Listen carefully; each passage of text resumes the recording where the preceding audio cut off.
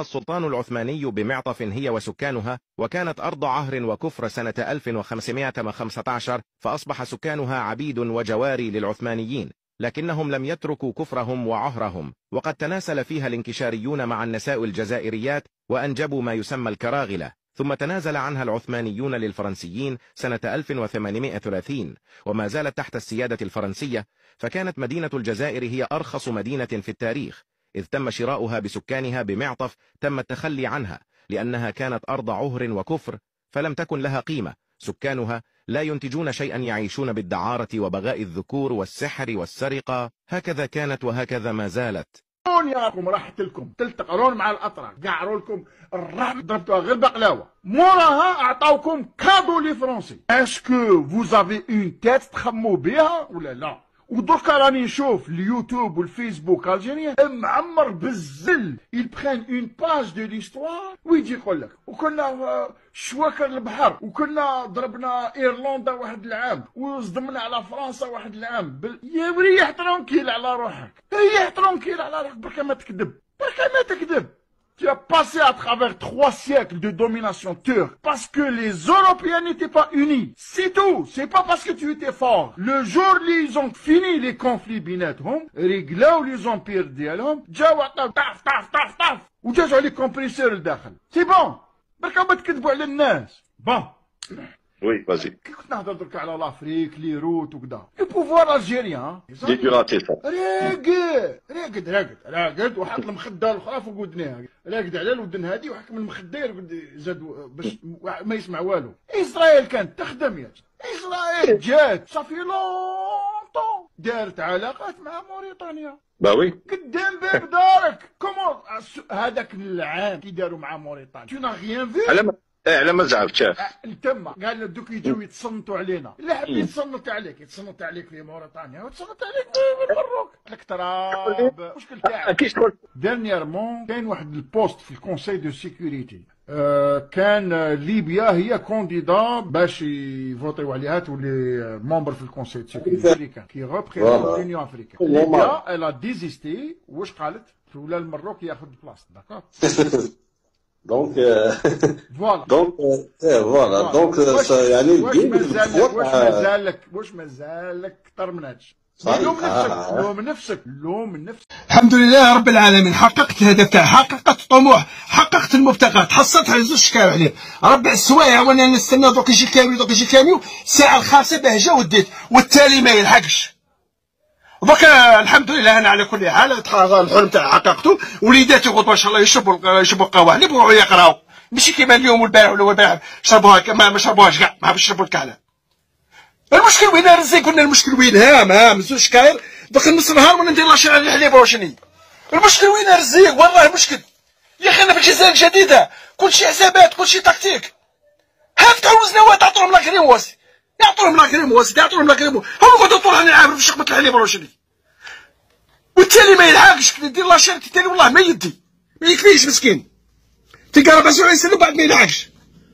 هو تصرفوا عضلات مع الفقراء والمساكين والضعفاء وشني. ها هو كذا ندير وصراني كيف بقى في الحليب. ها شخص المشكله سيدي، شخص وين كانوا العلس هسه ما كناش نخدم طواوير، ما كناش نخدم صواريخ، يا شخص انا مش نتاع الحليب بركه سيدي، ما لا هو حوس والو قال له شقمه الحليب بركه سيدي، لا حول ولا قوه الا بالله العظيم. هذا الزكاه تاع هاي قال الحلس خيرك زعما مخ خير قالوا راك مخ هكذا الحل تاع الحليب. والسلام عليكم ورحمه الله. بغي يهضر على الدين المغربي. الجزائري حينما يريد الحديث عن الديون المغربية وعن الاقتصاد المغربي يستشهد بالبنك الدولي، وانا اقولها لك، البنك الدولي يصنف عدد الفقراء فيما يسمى الجزائر بجوج مليون فاصلة 8، أي 7% من الشعب الجزائري تحت الفقر، بينما المغاربة 1,700,000 أي نسبة 5%. هذا الحديث عن الفقراء أولى أن تتحدث عن فقراء الجزائر لأنهم أكثر وأكبر من المغاربة. أما الحديث الإخوة الكرام على المعلومات والمعطيات والاستشهاد، أنا أقول هل من جزائري تساءل يوما في أي ترتيب صنفت بلاده في نشر المعطيات للرأي العام؟ هل يعلم الجزائريون أن بلاد مصنفة في المرتبة 163 عالميا في نشر المعطيات الدقيقة حول الاقتصاد والمؤشرات الاقتصادية والاجتماعية والسياسية وغيرها؟ بلادك دولة لا تمنح المعطيات الحقيقية للشعب ولا للمؤسسات الدولية. ترتيبها أمام بلدان المغاربية هي 163 عالميا، بينما المملكة المغربية دولة شفافة أمام الرأي العام المغربي وأمام الرأي العام الدولي في ترتيبها 40 عالميا. نهار تكون الجزائر تعطي المعطيات الحقيقية للجزائريين حتى يعلموا وضعيتهم الاقتصادية ويعلموا مؤشرات الفقر ومؤشرات الخاصة المتعلقة بالمجتمع الجزائري، بعدها ممكن الجزائري الحديث. أما الحديث عن الاقتصاد، بالله عليكم، الجزائر تشترك حدودها مع مالي ومع النيجر ومع تشاد، والمغرب متفوق على هذه الدولة أي الجزائر في تعاملاته الاقتصادية مع هذه البلدان. المملكة المغربية لديها بنوك في هذه البلدان، لديها شركات في هذه البلدان، قيمة التعاملات أو قيمة التبادل التجاري فات 400 مليون دولار، بينما الجزائر اللي جاي يهضر عليها وباش يبخسها قال لك اشنو الشركات هذه اجنبيه. انا نقول لك نجيب لك من حديث ديال المسؤول الجزائري، ونتمنى انكم تستشهدوا به باش نقدروا نعرفوا على انه الدوله الجزائريه تبحث عن الاستثمارات. هما يبحثوا عن الاستثمارات، ولكن حينما يتعلق الامر بالاستثمارات المغربيه يبخسوها. قال المدير العام للوكاله الجزائريه لترقيه الاستثمارات ان تركيا، وبالمناسبة العنوان شنو هو؟ تسجيل 26 مشروع استثماري تركي وصيني، يعني الأتراك الصينيين فاتحين مشاريع على مستوى الرقعة الجزائرية، ويبحثون أيضا أنه هذا المدير ديال ترقية وكالة الاستثمارات هما يمشيوا يطلبوا الاستثمارات باش يجيو عندهم، ولكن لأنه ضعف المنظومة الاقتصادية واقتصاد ريعي هش على لسان الرئيس الجزائري، ما يمكنش انه المستثمر الاجنبي يجي باش يستثمر في هذا النظام الاقتصادي اللي لحدود الساعه التعاملات الماليه اللي ديالو الخارجيه عندها مشكل. اذا كان الجزائري البسيط في اوروبا اللي التعداد ديالهم يفوق ال 5 ملايين او 6 ملايين، الناس خوات هذه البلاد لانه فرص فيها ما كايناش، اذا كان الجزائري البسيط يعجز عن تحويل امواله الى بلاده، يعجز، ما قادرش، ما عندوش امكانيه، ما عندوش مشكله. واعتقد ان واحد الفيديو داير ترند حاليا انه جزائري كان خدام مع واحد المغربي في فيرما، المغربي من هاتفه يحول امواله الى بلاده والى اسرته، بينما الجزائري طلب منه الامر اسبوع وقال لهم كنعيط لهذا ونعيط لهذا ونعيط لهذا باش نقدر نحول 300 دولار 300 اورو، باش تعرفوا الفرق الاقتصادي.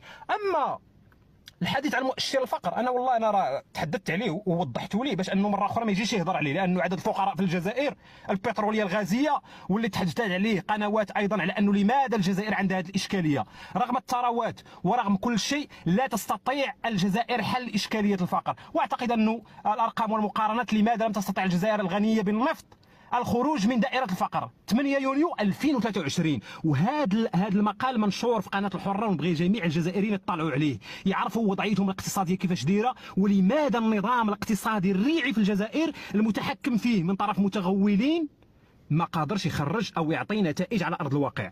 اما مساله الاستثمارات اللي كيحاولوا يبخسوها الان حاليا شركات امريكيه تستثمر في القطاع الفلاحي، واللي قال لك انه الجزائر متفوقه في الانتاج الفلاحي. أنا أدعو إلى مقارنة بسيطة، إذا كانت الجزائر متفوقة في الإنتاج الفلاحي كما يدعون، لماذا هذه الصادرات الجزائرية لا نرى فيها هذا الكم أو هذه المدخرات؟ وأعتقد أن الرئيس الجزائري جابها لكم في الوجه.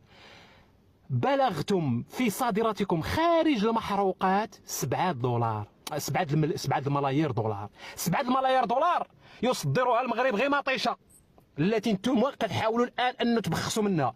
اما بالنسبه للعلاقه التجاريه بين المغرب وموريتانيا، النسبه ديال الصادرات الفلاحيه نحو موريتانيا، ونبغيك الاستاذ ابي طالب تراجع الغرفه التجاريه الموريتانيه، 20% اللي فيها خضر وفواكه، اما البقيه مواد صناعيه وغذائيه وتكنولوجيا مصنعات داخل المغرب.